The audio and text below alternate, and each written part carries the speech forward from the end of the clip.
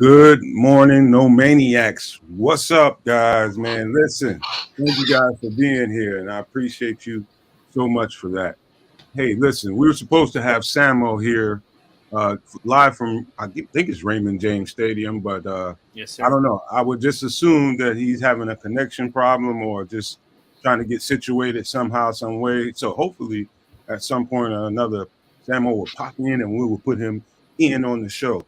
And so, before we get going, let me say this, man. Nate Davis, it came out that Nate Davis had a death in the family. I think it was yesterday or the day before, but it ended up being a situation where he was probably, I think he was going through that all preseason and training camp. But we'll get into the more of people's reaction to all of what happened with Nate Davis, and we'll talk about that in a little bit. And so, shout out to Nate Davis, and I'm sending from the Nomad Network. I want to send all good vibes and good energy to him and his family. Hopefully, things get better for him. And that's always a tough time in anybody's life. And the fact that he played for us last week, knowing what was going on, kudos to that man for that. So appreciate you, Nate, man, and sending you good vibes. But let's start this thing off with this, man. I was going to do a whole bunch of homework on the Buccaneers. And then I realized something dawned on me, man. This thing ain't about the Buccaneers right now. This is about us. It's about us, and this is about leadership. And do you have what it takes to? And by all accounts, it seems like there was a either a mini or a major shakeup that happened behind the scenes. And so when something like that happens, you throw adversity out there and you shake it up and get it loose like that. The plan is, if you have the proper leadership, how do you sew it back together, and how do you get these guys to perform and know what the task at hand is, and see if you can get the best out of your guys. So to me, this is the ultimate test in leadership. This is your first time really facing some serious adversity. How do you respond to it? And so I'll say this one more time before I go around the horn. This ain't about the Bucs today. This ain't about the Bucs at all. This ain't about last week against the Packers. This is about us, and this is about us right today, right now. So, Kez, what do you think about the situation going forward? Well, let's start with Nate Davis. So personally, I want to apologize to Nate Davis, on behalf of all of the critics out there, all of the analysts, all of the reporters, the beat writers, because everybody gave him a little bit of a hard time. And as somebody who's lost a family member to cancer, and I'm sure many of us have, I'm not saying specifically that is what's going on, but because I've had that experience in my life, who's to say what was happening over the course of the last couple of months? He may have been truly touched and truly dealing with, truly trying to process a situation that's now come to a head, if you will. And for that, I want to give my condolences to Nate Davis. And, I'm also going to give him a full on, Ked's a Canuck pass. The last couple of months, if you weren't the person that you maybe normally were, it's fully understandable if you were dealing with something along those lines. So I just barely can't destroy it in the middle of it. But you know what I'm saying, Barelissimo. I'm with you in that respect. Same token, if he was processing something, let's give the man the time to get through what he needs to get through. Hopefully, after that, he can make the Bears his focus. Now, getting back to the rest of the team, lots of shuffle and shakeup and weirdness behind the scenes. As you're all well aware at this point, Coach Luce has taken, there's definitely been some interesting conversations, I'm sure, behind closed doors that we have no idea how to get access to. But Coach Luce has taken over defensive play calling this week, and he made an announcement of it. He didn't have to do that. I just want to say that as well. He didn't have to make the announcement that he was taking the play calling duties over. He didn't. Mm-hmm. Now, fact of the matter is, Alan Williams will not be traveling with the team. He decided to stay due to personal reasons. I'm not sure, again, if this is a situation similar to Nate Davis's, and we're just speculating away, or if this is actually directly a result of what happened last week. I'm leaning on the last week case scenario because that's truly what I believe the catalyst is.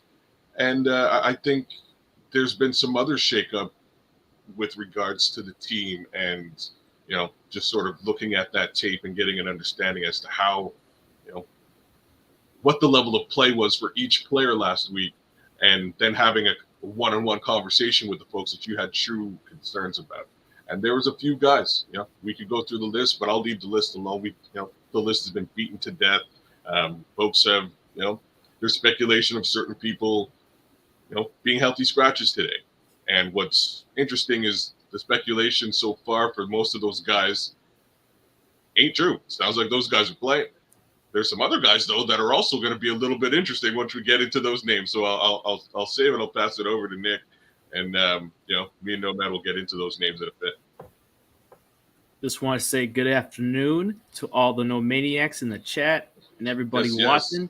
Thank you for coming in, listening to us, give you some insight and some Sunday morning preaching before this beautiful Bears game that we have coming up soon. Win or loss, we got to stick with these guys. We got to, I don't know where I was going with that. Either way, we just got to stick with the guys. We got to chat in the a question in the chat. Sorry, I can't talk today. From Berlissimo Nomad. Do you want me to pop this up and answer it right now, or do you want to hold off on that? Sure, go ahead. We got a minute.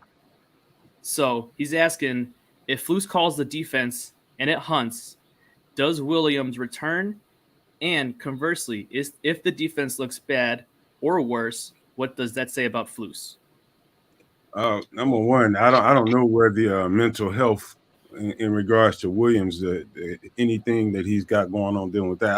I haven't heard that Berlissimo at all, and maybe because I'm not getting updated information. I don't know, but I think, and I said this last week, and I thought this is a possibility, but I don't think it's what I'm saying has anything to do with the reality of the situation. I would expect, because those guys are friends, that Matt Eberflus may want to put on a couple of games of a demonstration on how he wants to call the defense. If he wants to get more aggressive, which I think is probably what he's going to do. He's going to get a little bit more aggressive defensively and down and distances. And is there a possibility that he comes back after doing that? Sure. There's also a possibility we never see Alvin Williams on this team again. I don't know for whatever reason that is.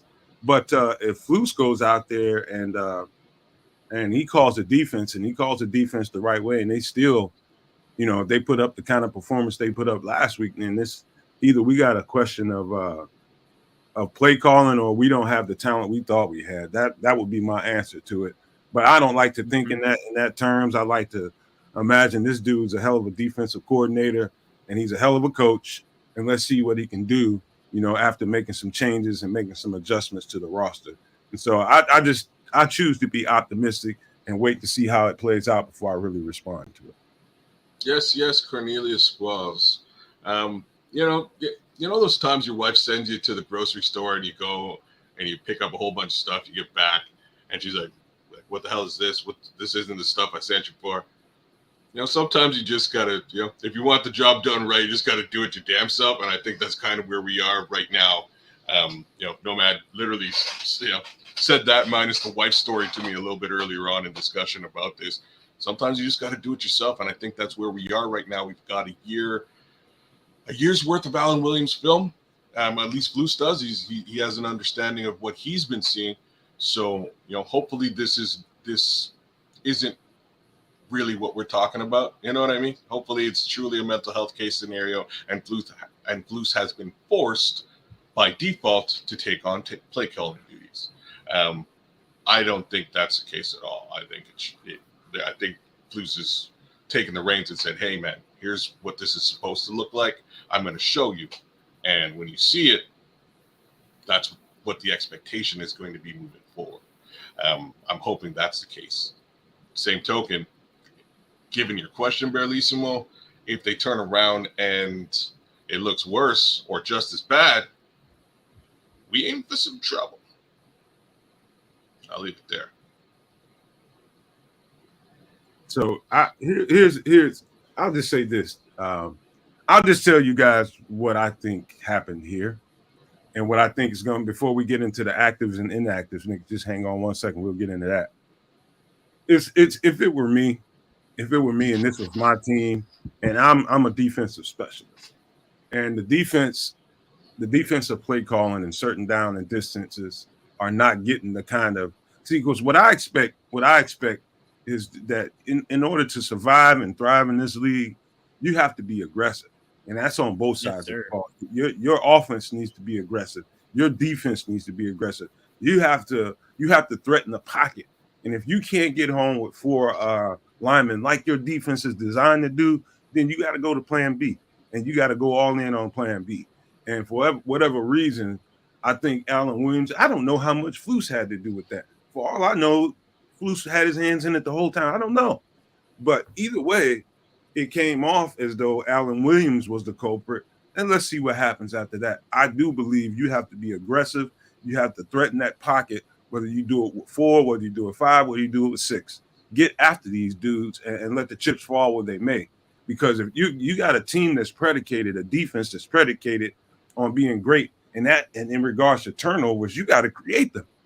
They're not just gonna, okay, I don't feel like holding on to the ball right now. Let me throw it on the ground. No, you got to go make that stuff happen. You got to go make that stuff happen. And then part of that is just being aggressive altogether. You have to be offensive on defense so that you are so aggressive in this defense that you are playing offense while you're playing defense. So that's the way the defense should look in certain on certain teams and certain styles of the 4-3.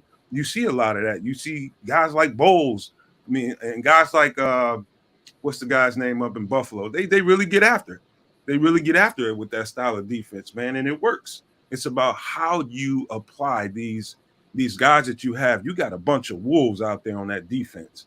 You got to let them hunt. You got to let them eat.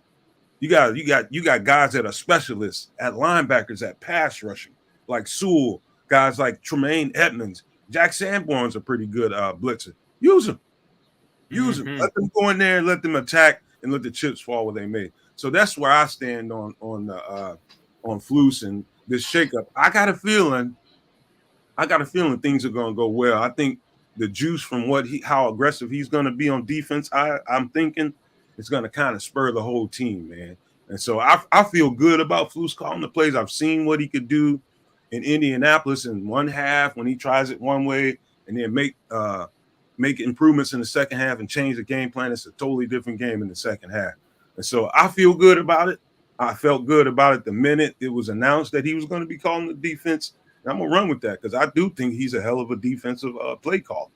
And so we're going to find out here shortly, man. And I'm optimistic about it. I don't know about you guys. I don't know if too much of last week is still lingering on you. I don't know. All I know is I feel good about the whole situation. So moving forward, let's look at the active and inactive list, man. Let's put that up, Nick. Absolutely. And it's interesting. So active, you would expect, okay, Tyson Bagent's inactive. D'Onta Foreman, let's just start right there. That's a total healthy scratch. Yes, healthy that's scratch. a total. Throw that out there. That is a total surprise. In fact, I was like, okay, either this is all the way right or this is all the way wrong. I didn't see this coming. But here's the thing, guys. Really? We have no idea what happened after the shakeup. How people responded to it in the locker room and meetings. And I'm sure, based on what happened last week, he didn't get the ball enough. And I'd be upset if I was him. I'm like, man, I could have helped. I could have really helped last week, but you guys kind of skipped over me and gave the ball to the rookie, man. And I'm not feeling that.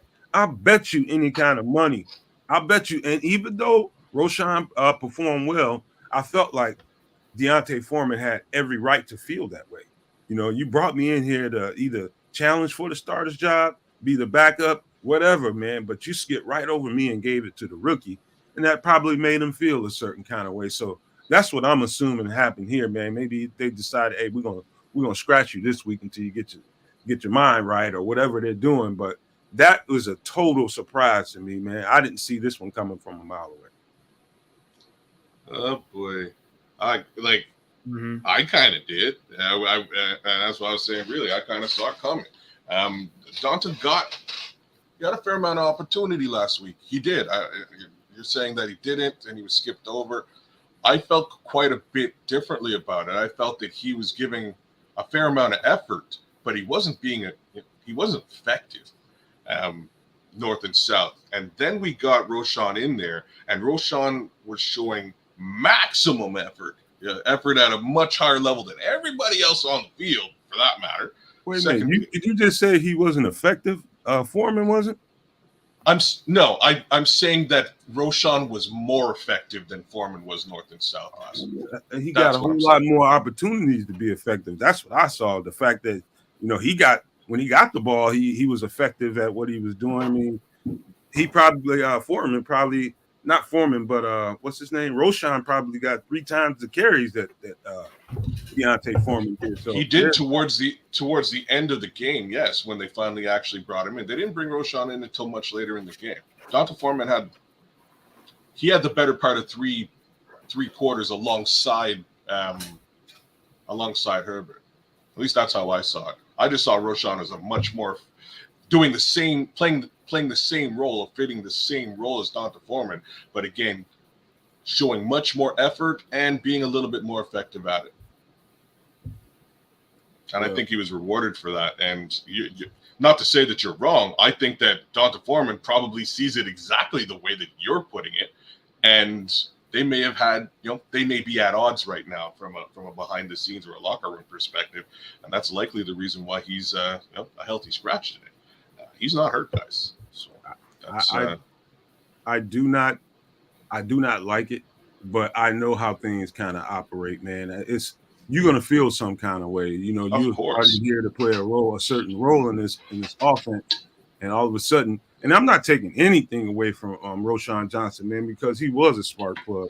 And whoever said that in the chat was dead right, man. He came in and had juice runs, man. He had real juice runs that juice up the team when he's running over people. You can't sneeze at that, man. It's important that you get runs like that to kind of fuel your team. But if I'm just talking from a personal standpoint, me being who I am, I'm a locker room leaning kind of guy.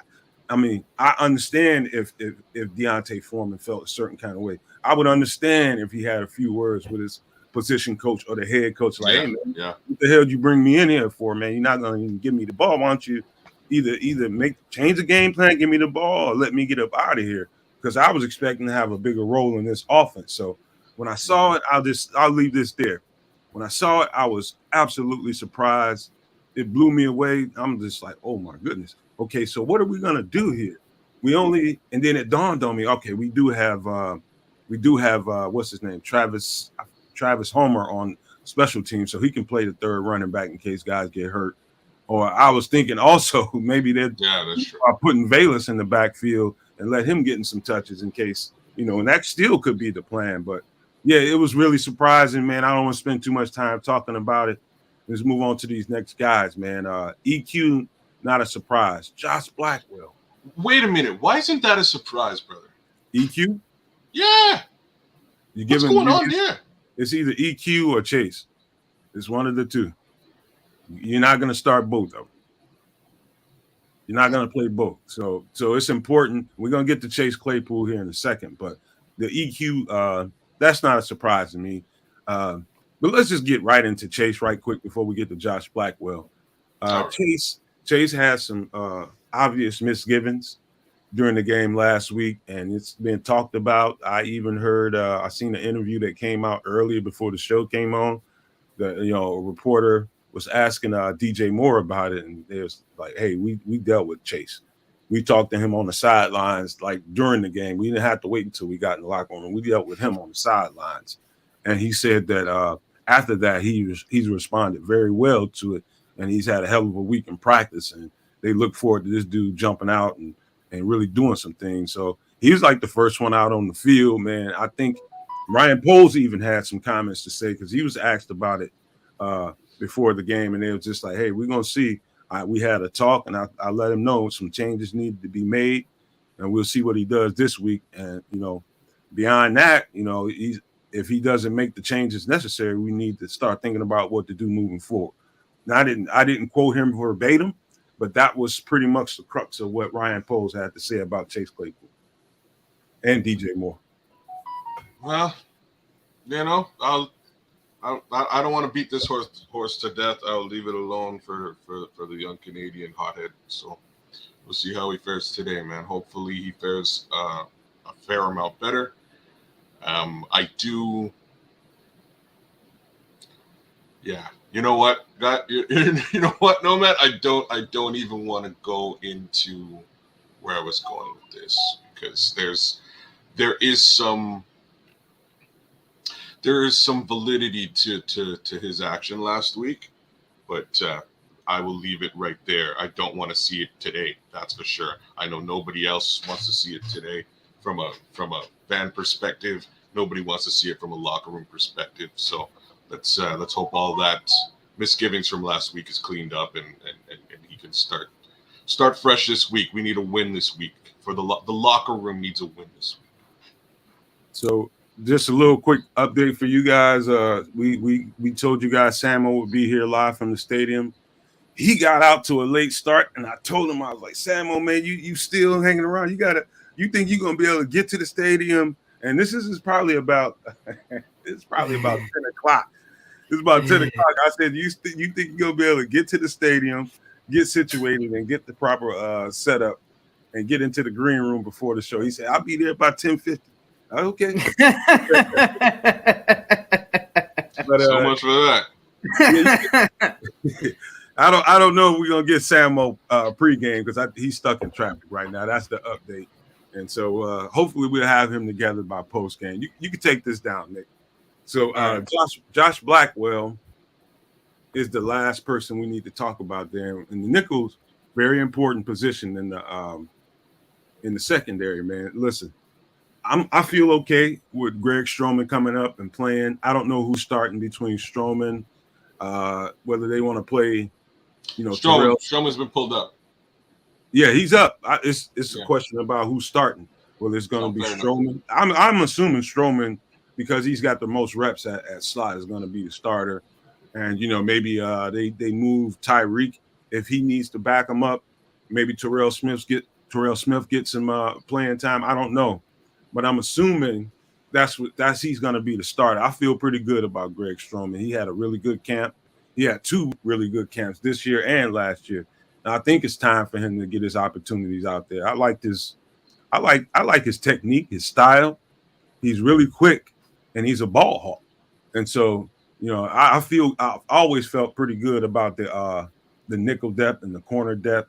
I do like Greg Stroman. I hopefully he gets in there and he plays the way I think he can play. I'm not super pleased with the nickel depth. Not the corner depth is deep, but specifically at nickel, I think it's a little. I think we could be deeper. What I will say is, preseason, Stroman played his head off, man. He played his heart out. He played very well. He's one of those guys that I definitely picked to make the roster. I'm glad that he did. And right now, we definitely need him to step up and take advantage of this opportunity. So we'll see how it goes at nickel today. Should be interesting to watch. Yeah, I'm being quiet, guys. I was looking at updates. Seems like Ja'Tyre Carter per Courtney Cronin is taking reps at right guard with the first team in warm-up. So that's a development. Ja'Tyre Carter is getting his first NFL start. All right. And hey man, you talking about the biggest how he handles Vita Veda. Hey, you talking about also here's another that's appetizing right there. This is gonna I don't know if this might make kids feel pretty good. No, I take that back. Lucas Patrick is still at center. Cody is still at left guard. Braxton's still at left tackle. Ja'Tyre again is at right guard, and Darnell Wright start. I like that lineup. I think Ja'Tyre Carter has been on the upswing all preseason. I think the fact that they kept him out all last year to develop him sends all kinds of good signals to the fan base that we have some guys that can develop players, a raw talent like Ja'Tyre Carter and get what we got to see in the preseason out of him, man. I thought it was spectacular. I'm really high on him and I'll remain that way. Is he gonna, have some struggles against Vita Vea? I imagine, but I'm not gonna say he is. Ja'Tyre Carter's a really strong kid, man, and I think he can play well, but we'll see, man. I do have high hopes for him. He's probably our right guard of the future because we only have Nate Davis for a few years. But this guy, I think he's going to ascend, man. Every opportunity he's been given, he stepped up and he did what he needed to do. So I expect the same thing today. This will be a good matchup to watch. Really, is how he fares against against Vita Vea. At the end of the day, Ja'Tari Carter played very well in the preseason. I was actually really impressed. Him more or less taking over the majority of the snaps at that position. He did well. He did very well. I kind of expect to see some good stuff here today. If he's able to hold his own today, I think that bodes very well for us moving forward. I'm glad he's getting the opportunity to step up and really show his worth today. He played really well in preseason, guys. We'll see. Yeah, shout out to Ja'Tari Carter. First NFL start, man. Hey, Southern, I think he comes from the Southern Jaguars. Shout out to the Southern Jaguars, HBCU out here, man. So, hey, look, let's flip it a little bit, man, because I guess the word is coming out. Jay Glazer's putting out stuff, and different national reporters are putting out stuff. I guess they've been talking with Ryan Poles, and bits of it is leaking out. They expect Justin to be a lot more aggressive today, which is what I expect him to be as well. Let me guys tell you something. People with the all 22, by all means, you guys have at that stuff. I don't really care for it because too many people do it, and I think it's overkill, and I get tired of that kind of thing. But I do study it. I just choose not to talk about it as much on here. Listen. You can keep your dream of Justin Fields being this kind of quarterback or that kind of quarterback, this pocket quarterback that everybody wants him to be. You can keep up that dream and keep up that fantasy of him becoming that all you want. I'm not saying that he can't, but I know this dude is a hell of a quarterback. He's a hell of an athlete. He can throw the damn ball. But if you try to turn that guy into check down Charlie, you're going to get the results you got last week. And that's the minimum Justin Fields you can get. If you take the reins off this guy, take the leash off of him, and tell him to go into attack mode, take your shots, pick and see where you can find you a mismatch, go to your weapons, give them a chance to get the ball. I don't care if it's tight coverage. Throw that ball up and give him an opportunity to make the play. Once Justin Fields realizes that, because that shot that he took last week to Mooney, if you look at that again and again and again on film like I did, that was a shot he called. He saw that at the line of scrimmage and he adjusted. Boom, touchdown. That's the kind of Justin Fields we need. We don't need a micromanaged Justin Fields. I need you to be conservative and tight, and I need you not to make mistakes. The hell with that, man. Mistakes are going to happen. Let that man be him, and you will see the more and more you allow him to be him and just play instinctually, the better and better you're going to get. The results are going to be for you. You'll see that this dude, all you had to do in the first place was tell him what you prefer. But hey, instinctually, what do you feel out there? Go with your gut, And I think you'll see a different Justin Fields. If that's the case, if that's how they plan on playing Justin Fields, I think we're going to see a different dude today. Man, I tried my best to circumnavigate talking about this completely. I tried to dodge it. Hey, Samo, let's completely dodge it. Whoa, you popped in. My fault, fellas. Yeah. My fault, what up, fellas. man? Popping in like the Undertaker out of nowhere. You just made it to the stadium? I'm making and walking in now. As beautiful. Beards on fleek, too. Beards on fleek, brother. Appreciate it. Hey. Lots of Bears fans here. I see more Bears fans than I see Buccaneers fans. No lie, guys. I'm with you because I should send a shout out to a couple of my homies out there in Tampa Bay. Yo, what's up? Bear down. But what's it looking like out there? Any tailgate action? Lots of tailgate action from Bears fans. Of course, we show up and we show out everywhere we go. I see some Tampa Bay fans over here. I see Bears fans all ahead of me. As you can see, all the orange and all the blue representing all that right there. That's some old school orange Buccaneers, the popsicle. Oh, the creamsicle. Yeah, the creamsicle. Yeah, that's the old school joint. Hey, yeah, man. Hey, Sam, I bet you regretting wearing that blue shirt in that heat down there. When I tell you it's hot, man, that's an understatement. Shout out to my baby for getting me here. Say hey, baby. Hey. Hey, shout out to your baby, man. Good looking for my guy, Sam. Yes, sir. Tell her my birthday's on the 28th, Sam. Stop it. You talking about tell her my birthday on the 28th. Hey. Jeez. Hey, man. You been getting up to date information, Sam? In regards to what, the Nate Davis situation? No, we already talked about that. Ja'Tyre Carter gonna be starting. Yes, sir. Dan Feeney, but Ja'Tyre Carter gonna get his first NFL start. Okay, I like that. I definitely like that. I think Ja'Tyre Carter is ready, man. He's paid his dues. He sat behind. He's learned. And hey, what better time than now to get your first start on the road against these Buccaneers? You can come in after a bad start to the year and get us back on track, dog. That's it. He's getting baptized with Vita Vea today. Yep. Samuel, what you doing right after the game? You going back to the hotel or you going out? I'm gonna do a show with you guys. I'm gonna go out and probably stop at a restaurant or something, and I can do a post game.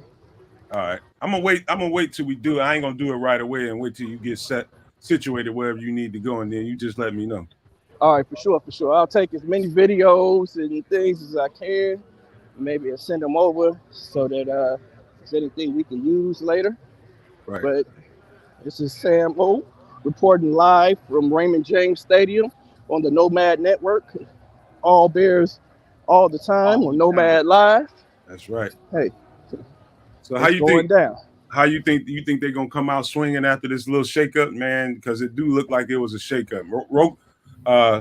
Deontay Foreman, he was a healthy scratch. In case you didn't know that. Wow, I did know that. That's crazy. Yeah, that's real. Ain't it? Yeah, that's surprising. But hey, yeah, that means they're shaking it up. They saw some things they didn't like. I thought Foreman played well, in my opinion. I thought he played a little better than Herbert, actually. But he did. That means that Roquan is going to get a lot of time, man. I mean, Roquan is about to, man, we're going to run this power game, and we're going to allow Roquan to soften up that middle. Roshan, yeah. Roshan. I don't say Roquan, yeah. But yeah, he's a scratch. Bayless is playing. EQ's a scratch. And I thought that maybe they're gonna find some creative ways to put that ball in Bayless's hands, man. Maybe absolutely let him running back or something. I don't know. Yeah, man, we got to get creative, man. We got to get the balls in our playmakers' hands and allow them to make plays. And Bayless is one of those guys, man. He's also gonna help us out on kick return, man. Yes. I don't feel like kick return did well last week with Tyler Scott in there. I think Bayless is natural at that position. I think, punt and kickoff return are two different things, but at that kickoff return, like he showed some things last year towards the end of the year. So I'm looking forward to that, getting us some good field position so we can operate out of. We don't have to be backed up and limit our play calling. Hey Samuel, how you feel about Moose calling the offense, calling defense? You think he about to get mad aggressive or what? Oh yeah, he's gonna have to, man. Look, he was brought here because of his defense. He was brought here for defense, right? It's partying out there. Since he's been here, the defense has not done well. So it's about time that he steps up and shows us why he got this job, and that he's, willing and capable to run this defense to get us up to par, to stop some teams, man. And we have to do whatever we have to do. Don't be married to your system and die by that system just because it's what your hallmark is. Especially when you don't have the players to run that sort of defense right now. The fact of the matter is we don't have that 3-10. We don't have that engine right now. So now you got to get creative, and we'll see what this can do, man. Hey, Samo, I was telling these guys before you popped in here, I was going to do all this homework on the Tampa Bay Buccaneers and study on how we should go about this whole thing, but it became apparent this is all about us and how we gonna respond to what happened last week. How you think? You think they're gonna come out here swinging for the fences, man? Or how you think this is gonna go? I think we're gonna get a win. Yeah, I think we definitely gonna fight for a win today, man. I think there was a lot of talk and a lot that happened last week, man. We got punched in the mouth, man. There was a lot of talk about what happened. There was a lot of talk about after. There was a lot of talk about, just not being ready. And they hear that, man. And I know they went in throughout the locker room. I know guys got on each other. And hopefully who's driving the bus, Ditka? Yes, sir. Bears fans. Bears. I'm glad about the Bears. Yeah, what up? There Bears we go. fans everywhere, man. They're down. All the way down in Florida, man. That's what's up. Oh, man. There's a ton of them out there. Man, we travel, bro. We travel like an MF. We run deep. Man. Yes, sir. Section 214. Yeah. Yeah. Go ahead, Nomad. I was gonna give you guys. I'm gonna give you the keys to the So game. I said to my wife with one leg, I said, Peg. This guy. I'll give you my keys to the game. We gotta be aggressive You guys on from both Chicago, do you come down? on both sides of the ball, man. We have to You be gotta love aggressive it. on both sides of the ball. We gotta take the ball away. We got Justin has to play like he believes in himself and be willing to limit the penalties and stay committed to running the ball. And I think we win this game. Absolutely. So I'm gonna go back to I'm gonna go back to that conversation I was trying to avoid. End of the day, there were some times where Justin could have pulled the trigger, and he didn't for whatever reason it might be. I want to see him pull the trigger this week. I don't particularly care what happens, right? Like if it's incomplete, if it is, I just want to see him try.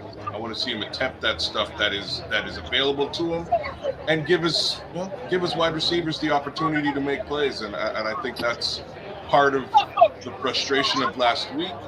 And I would like to think that